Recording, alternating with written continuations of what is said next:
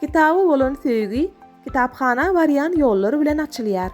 Kerketrap merkezi kitapxanasy hem baý hazynaly kitaplary özüne jemläp, bu ýere gelýän giň okyjylar köpçüligini uly joşgun bilen zähmet çekýän kitapxana işgärleri güler ýüz bilen hyzmat edýärler.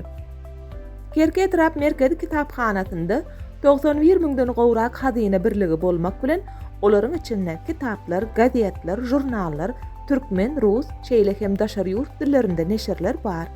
Okyjylara tizara hyzmat etmek maksady bilen okulga zalynda edebiýatlar okyjylaryň istek talaplaryna we döwrüň talabyna laýyklykda täzelenip durulýar.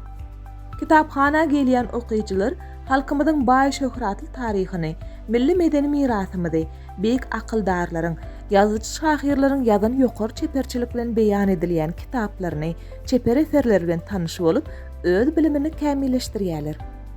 Şeýle hem okyjylar bütewi elektron kitapxana ulgamynyň hyzmatyndan işçiň peýdalanýarlar.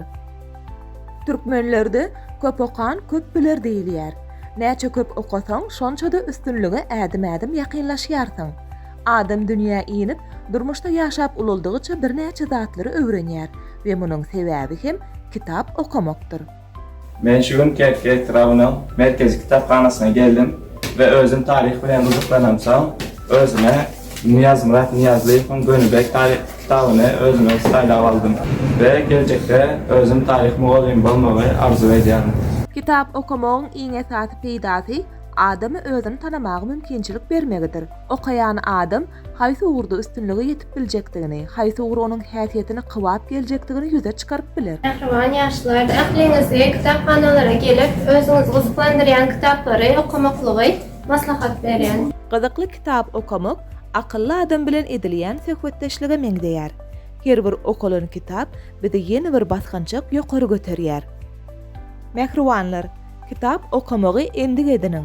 Sebäbi danalaryň biri, nämedir bir zat okayan adam hiç zat okamaýandan gowudur diýip belleýär.